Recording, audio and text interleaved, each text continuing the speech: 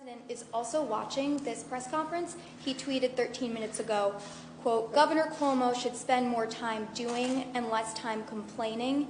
Get out there and get the job done. Stop talking. We built you thousands of hospital beds that you didn't need or use, gave large numbers of ventilators that you should have had and helped you with testing that you should be doing."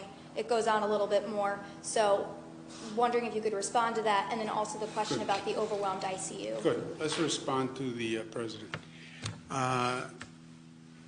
First of all, if he's sitting home watching TV, maybe he should get up and go to work, right? Second, let's keep emotion and politics out of this and personal ego if we can, because this is about the people and it's about our job. And let's try to focus on that. I have said repeatedly that when we were fighting for the CDC, which is the President, projected in the millions of people. So the projections were high. They were the President's projections. So for him to say to anyone, well, you relied on projections and the projections were wrong, they're your projections, Mr. President. So were we foolish for relying on your projections, Mr. President?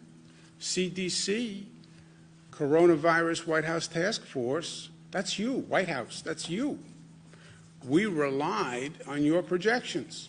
Okay, shouldn't have relied on your projections. Actually, I think the President has a better argument, which is, yes, we built 2,500 beds because the projections said it could get intervening with China and getting PPE equipment out of China. They were very helpful in helping us find ventilators. I said, thank you, thank you, thank you, thank you. Now, going forward, we're still in the midst of it. The President doesn't want to help on testing. He said 11 times. I said the one issue we need help with is testing. He said 11 times, I don't want to get involved in testing. It's too complicated. It's too hard. I know it's too complicated and it's too hard. That's why we need you to help. I can't do an international supply chain. He wants to say, well, I did enough. Yeah, none of us have done enough. We haven't, because it's not over. So yes, thank you for the Javits. Thank you for the U.S. Navy ship Comfort. But it's not over. We have a lot more to do. And no one can take the posture, well, just say thank you for what I've done and I'm now out. I'm not doing anything else. I've done my part. What if I said to the people of my state, okay, I'm done. By the way, I saved hundreds of thousands of lives. I flattened the curve. I created more hospital beds than anyone ever imagined. I coordinated the entire state. I'm done. I'm done. I'm going home. I'm going to go see my mother. I'm going to spend time with my kids, and I'm going to go out fishing in Connecticut because their marinas are open. That's it. I'm done. What if I said that? That's what he's saying. I'm done. I don't want to help on testing. Testing is too hard. And then the only thing he's doing, let's be honest, well, it's up to the states to do reopen. By the way, it was always up to the states. What are you going to grant me what the Constitution gave me before you were born? It's called the 10th Amendment. I didn't need the President of the United States to tell me that I'm governor. And I didn't need the President of the United States to tell me the powers of a state. People did that. Alexander Hamilton, Thomas Jefferson, James Madison, they are the ones who gave me the power. And I don't need the President of the United States to read the Constitution for me. Maybe he should have read the Constitution before he said he had the power to open the states, where he did a very graceful 180, and many people allowed him to do the graceful 180. But, so he now says it's up to the governors, which he said repeatedly now. Yesterday, version of yesterday. And now it's up to the governors to reopen. Okay, I'm going to reopen. I get it. And you don't want to help on testing, which is a national problem and replicates the same chaos that you created with medical supplies because FEMA wasn't ready. By the way, I needed a stockpile. Where was your stockpile? 10,000 ventilators for the nation? That was your stockpile? Where your projections, the federal projections said they would need double the hospital capacity of this nation. Think about that. The CDC says double the hospital capacity of the nation. The minimum projection was 2.4 million hospital beds. You know how many hospital beds we have in this nation? 900,000. His projection says 2.4 million hospital beds. The whole hospital system is only 900, and his stockpile has 10,000 ventilators. You were ready with your stockpile? Didn't you read your own CDC projection? Didn't you read your own coronavirus protection? So, thank you again, Mr. President, for the Javits. Thank you for the U.S. Navy ship Comfort, which, by the way, is just doing your job as president. It's not really thank you like you wrote a check yourself, but thank you for that. We're not out of the woods. We have to go forward. We need help on testing, and we need funding. It's up to the governors. It's up to the states. Well, then provide the funding.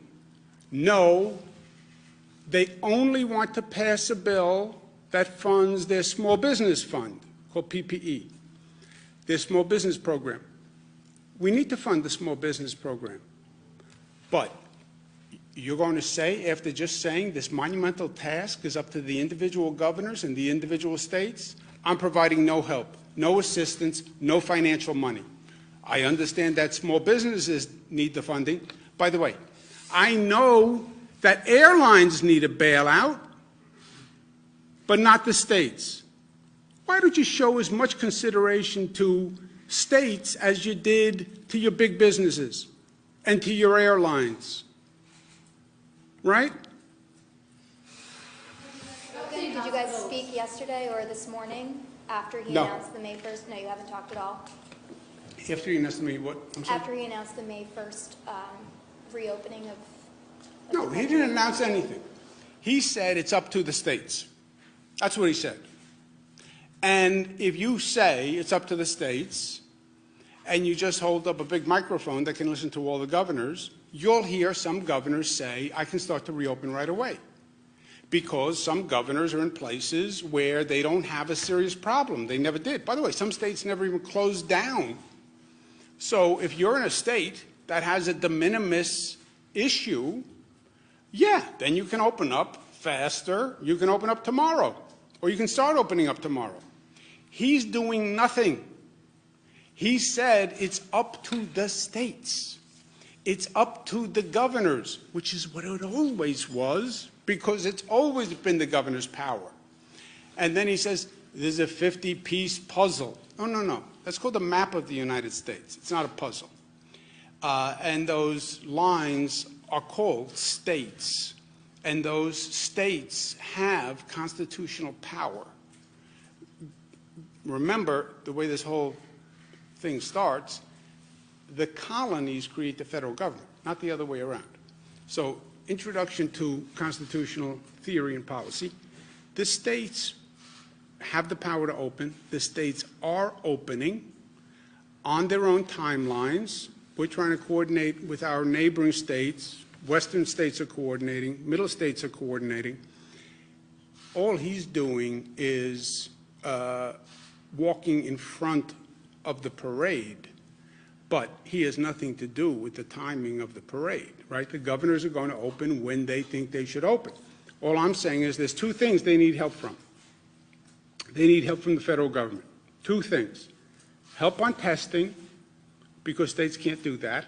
And I don't want to redo the mayhem of the PPE debacle. Second point, we need funding to do it. And the way you love talking about how you funded everything, big businesses are all getting bailed out, airlines should open. All I'm saying is there's two things they need help from. They need help from the federal government. Two things. Help on testing, because states can't do that. And I don't want to redo the mayhem of the PPE debacle.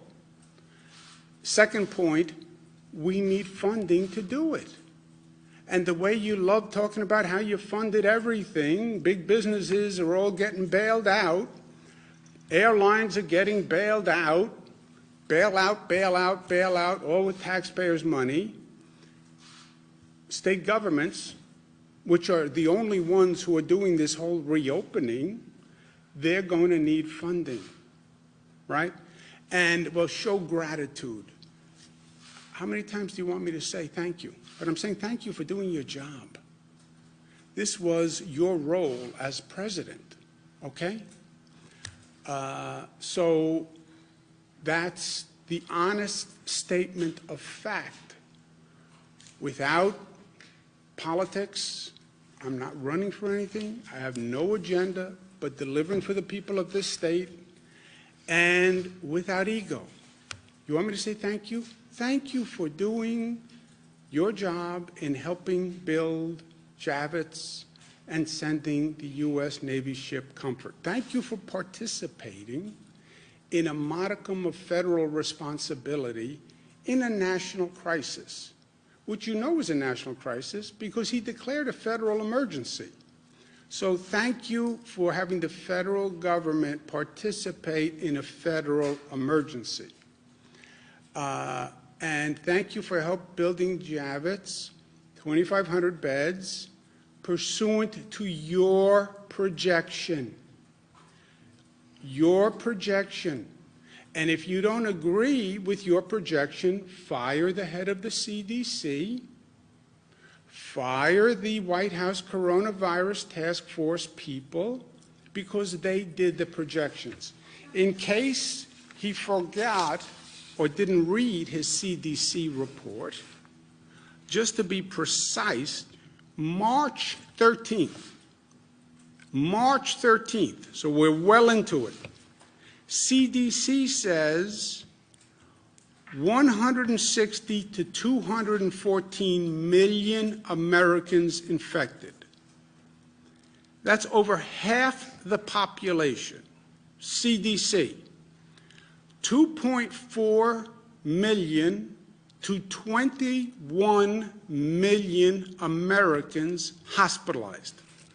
2.4 million, bottom number, 21 million Americans hospitalized. March 13th, the CDC. 2.4, okay?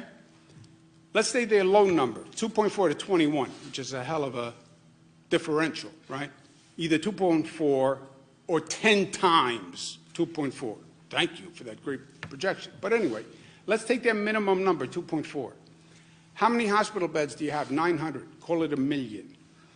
So it's 2.5 times what your capacity is, right? We're the state of New York. We have a 50,000 bed capacity. By their projections, what do we need? 150,000 beds. By the way, what did McKinsey say that we needed? 140,000 beds. They got it from the CDC, as it says on the screen. They got it from the CDC. That's why we built 2,500 beds at Javits, because we listened to you, Mr. President. And if we were foolish for listening to you, then shame on us. But read your own report next time before you